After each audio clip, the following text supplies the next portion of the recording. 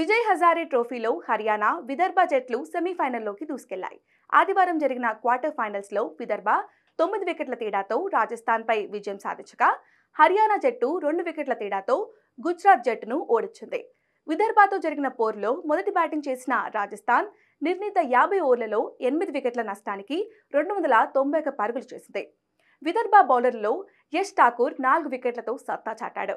అయితే senior player Karun Nair దూకుడు ముందు రాజస్థాన్ స్కోరు సరిపోలేదు. ఈ సీజన్లో వరుస సెంచరీలతో రికార్డులు తిరగరాస్తున్న విదర్భ కెప్టెన్ కరుణ్ నాయర్ రాజస్థాన్ బౌలింగ్ను ఓ ఆట ఆడుకున్నాడు. అతడితో పాటు ధ్రువ్ షోరే కూడా శతకొట్టడంతో విదర్భ జట్టు 43.3 ఓవర్లలో 1 వికెట్ మాత్రమే కోల్పోయి 292 పరుగులు చేసి గెలిచింది. టీమిండియా ప్లేయర్లు దీపక్ చాహర్, ఖలీల్ అహ్మద్, దీపక్ హుడా బౌలింగ్లో ధ్రువ్ కరుణ్ జంట పరుగుల వరద పారించింది. యష్ రాథోడ్ త్వరగానే అవుట్ అవ్వగా ధ్రువ్ కరుణ్ అభేద్యమైన 2వ వికెట్కు 200 పరుగులు జోడించారు.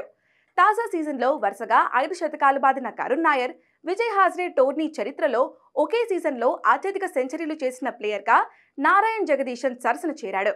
ఈ టోర్నీలో ఇప్పటి వరకు 664 పరుగులు చేసిన 33 ఏళ్ల కరుణ్ నాయర్ అత్యధిక పరుగుల వీరుల జాబితాలో అగ్రస్థానంలో కొనసాగుతున్నాడు. గురువారం జరగనున్న రెండో సెమీఫైనల్స్లో మహారాష్ట్రతో విదర్భ తలపడుతుంది.